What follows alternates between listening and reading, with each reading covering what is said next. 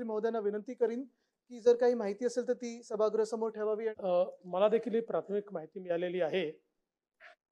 अंदाजे 30-35 लोक त्या बोटीवर असावेत आणि आता जी काही प्राथमिक माहिती आहे ही काही फायनल माहिती मानू नये, पण त्यातले जवळपास 20 लोक रेस्क्यू झालेले आहेत, पण 5-7 लोक अजूनही सापडत नाहीत अशी प्राथमिक माहिती माझ्याकडे आलेली आहे। जी काही पुढची माहिती माझ्याकडे डिटेल येईल त्यावेळेस मी सभागृहात निवेदन करेन। ही साधारणपणे 3:15ला ही एलिफंटाकडे निघालेली बोट होती। महोदय, आज नीलकमल नावाची बोट मुंबईहून एलिफंटाकडे जात असताना एक मिनिट साहेब, ते 80 तिकडचे पॅसेंजर स्थानिक होते। लोकप्रतिनिधी आहेत। 80 पॅसेंजर होते, पैकी 70 मिळालेत अशी माहिती आहे। त्याच्यामुळे जे मृत झालेत त्यांच्याकरता शासनाने, जे मिसिंग आहेत त्यांच्याकरता काहीतरी भरीव निधी द्यावा ही शासनाकडे विनंती आहे।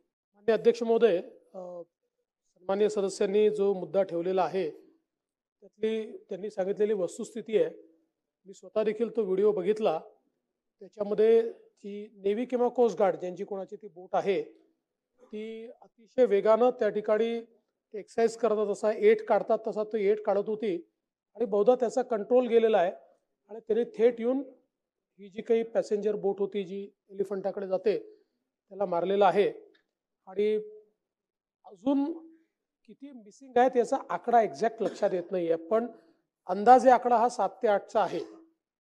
लवकरच त्या संदर्भात, कारण हे सगळे टुरिस्ट असतात त्यामुळे ते बाहेरचे असतात, त्यामुळे त्यांच्या संदर्भात ॲसर्टन करणं हे थोडं त्याला वेळ लागतो, पण फॉर्च्युनेटली तिथे मदत वेळेवर पोहोचल्यामुळे मेजर लोकांना वाचवता आलेलं आहे।